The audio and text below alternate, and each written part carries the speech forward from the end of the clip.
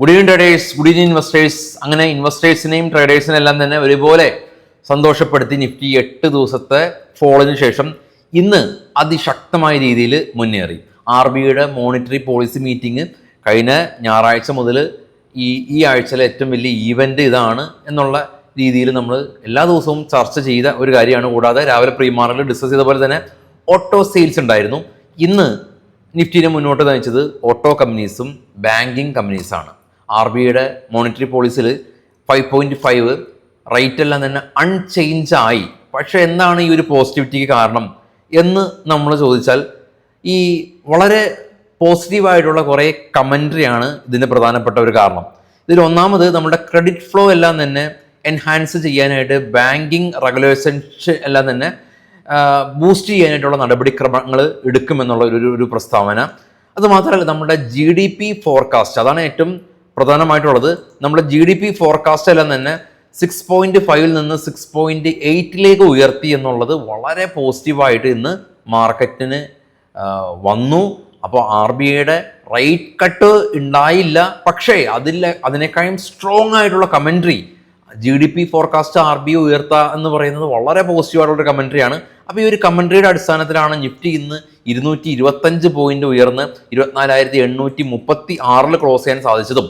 Especially കാതലായിട്ടുള്ള sector banking മേഖല ഏകദേശം 712 point ഉയർന്ന് 55,348 ഉയർത്താനായിട്ട് സാധിച്ചതും. കൂടാതെ രാവിലെ പ്രീ മാർക്കറ്റിൽ ഡിസ്കസ് ചെയ്തതുപോലെ തന്നെ ഇന്ന് ഓട്ടോ സെയിൽസ് ഉണ്ടായിരുന്നു.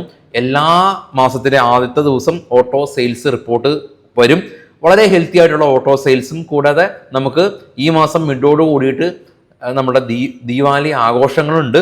അപ്പോൾ അതിൻ്റെ പിന്നോണം ടാറ്റ മോട്ടോഴ്സ് പോലുള്ള സ്റ്റോക്കുകൾ 10% ഒരു റാലി രേഖപ്പെടുത്തി. അപ്പോൾ നിഫ്റ്റി 50യിൽ അദാനി സ്റ്റോക്കും KN ഹൈവേയുടെ ഭാഗത്തു നിന്ന് ഒരു ഓർഡർ അദാനി എൻ്റർപ്രൈസിന് ലഭിച്ചു. അദാനിയിൽ നിന്ന് 3% ഒരു റാലി. റൈറ്റ്സ് കമ്പനി അവർക്ക് ഇത്തിഹാദ് റെയിലായിട്ട് പുതിയ കൊളാബറേഷൻ ഏർപ്പെട്ടു. നമ്മൾ ഡിസ്കസ് ചെയ്ത കാര്യമാണ്, അതും പോസിറ്റീവായിട്ട് നിലകൊണ്ടു.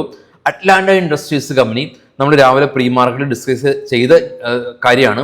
ഐക്കോൺ ഇന്റർനാഷണലിന്റെ ഭാഗത്ത് നിന്ന് പുതിയ ഓർഡർ ലഭിച്ചു. സ്റ്റോക്ക് ഇന്ന് അപ്പർ സർക്യൂട്ട് വരെ പോയി. ഫാർമസ്യൂട്ടിക്കൽ കമ്പനീസും സൺ ഫാർമ അവരുടെ ഫൈസർ ആയിട്ടുള്ള ഡീല് സ്റ്റോക്കിന് ഗുണകരമായി. ലുപ്പിൻ മറ്റൊരു ഫാർമ കമ്പനി അവരുടെ പുതിയ ഒരു മെഡിസിന് US ഡ്രഗ് കൺട്രോൾ അതോറിറ്റിയുടെ അംഗീകാരം കൊടുത്തു. നമ്മൾ ന്യൂസ് ഡിസ്കസ് ചെയ്തിരുന്നു.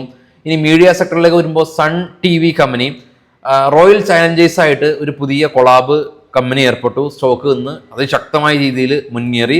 ഹഡ്കോ കമ്പനി നമ്മൾ പ്രീ മാർക്കറ്റിൽ ഡിസ്കസ് ചെയ്ത കാര്യമാണ്. ലോൺ ഡിസ്ബേഴ്സ്മെന്റ് ഗ്രോത്ത് എല്ലാം തന്നെ കമ്പനി ഉയർത്തി.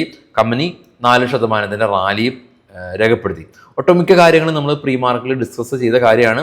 ഈവൻ RBIയുടെ മോണിറ്ററി പോളിസി മീറ്റിങ്ങും നമ്മൾ മൾട്ടിപ്പിൾ ടൈംസ് ഞായറാഴ്ചയിലെ നമ്മളുടെ മാർക്കറ്റ് ഔട്ട്ലുക്കിൽ നെക്സ്റ്റ് ഈ ഒരു ഗ്ലോബൽ ഈവൻറ്റിൽ നമ്മൾ ഡിസ്കസ് ചെയ്ത കാര്യമാണ്. അപ്പോൾ അതുകൊണ്ട് തന്നെ നമുക്ക് ഈവൻറ്റുകൾ ഒഴിവാക്കിയിട്ടുള്ള ട്രേഡ് എന്ന് പറയുന്നത് ആത്മഹത്യപരമാണ് എന്നുള്ളതാണ് എൻ്റെ പക്ഷം.